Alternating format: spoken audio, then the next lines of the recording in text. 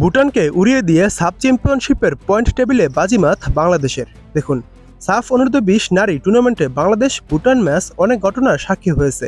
ম্যাচের মধ্যবিরতির পর কিংস অ্যারেনায় খেলা শুরু হয়নি মাঠ অনুপযুক্ত থাকায়। 3.25 ঘন্টা পর কিংস অ্যারেনার অনুশীলন মাঠে খেলার দ্বিতীয়ার্ধ অনুষ্ঠিত হয়েছে। ম্যাচটিতে শেষ পর্যন্ত বাংলাদেশ 4 গোলের বড় ব্যবধানে জয় পেয়েছে। ফুটবলে বডিলি শিফট অর্থাৎ খেলা বিলম্ব অনেক ঘটনায় ঘটে থাকে। বাংলাদেশের মাটিতে আন্তর্জাতিক ম্যাচ এক ভেন্যুতে শুরু হয়ে আরেক ভেন্যুতে শেষ হওয়ার কীর্তি এখন পর্যন্ত কেউই মনে করতে পারেনি।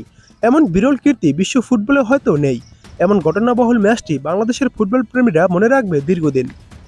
ম্যাচের প্রথমার্ধে শান্তি মার্ডির গোলে বাংলাদেশ এগিয়ে ছিল। বাংলাদেশের ব্রিটিশ কোচ পিটার বাটলার এই ম্যাচের একাদশে পরিবর্তন এনেছিল, ফলে শক্তিমত্তায় পিছিয়ে থাকায় খেলার প্রভাবে পরিবর্তন ছিল।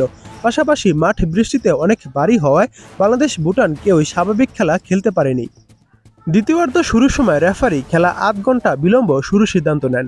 রেফারি ও ম্যাচ কমিশনার আধ ঘন্টা পর মাঠ পর্যবেক্ষণ করে খেলা শুরুর মতো মনে করেনি।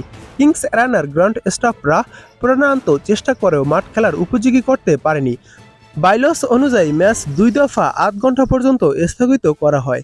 এরপর বিষয়টি চলে যায় টুর্নামেন্ট কমিটির কাছে। বাংলাদেশ ও ভুটান দুই দলের সঙ্গে ম্যাচ 1 ঘন্টা বিলম্ব হওয়ার পর মিটিং হয়। সেই মিটিংয়ে দুই দলই আজ খেলা শেষ হওয়ার পক্ষে মত দেয়। কিংস অ্যারেনা স্টেডিয়ামের পাশেই কিংস অ্যারেনার অনুশীলন মাঠ রয়েছে। সেই মাঠটি খেলার উপযুক্ত থাকায় সেখানে 7:45টায় খেলা শুরুর সিদ্ধান্ত নেওয়া হয়। দুই দলের খেলোয়াড়, কোচিং স্টাফ, টিভি সম্প্রচার ক্যামেরা ও দর্শক সবাই সেখানে চলে যায়। অনুশীলন মাঠ ফলে দর্শক গ্যালারি নেই। দর্শকরা মাঠের চারপাশে বেড়ার পেছনে দাঁড়িয়ে খেলা উপভোগ করেন। দ্বিতীয়ার্ধের শুরুতে ভুটান গোল করে সমতায় খেলা আনে। কিছুক্ষণ পর প্রথমার্ধের গোলদাতা শান্তি মার্ডি বাংলাদেশকে আবার লিড এনে দেন। এরপর টানা 2টি গোল হলে বাংলাদেশ 4 গোলের জয় পায়।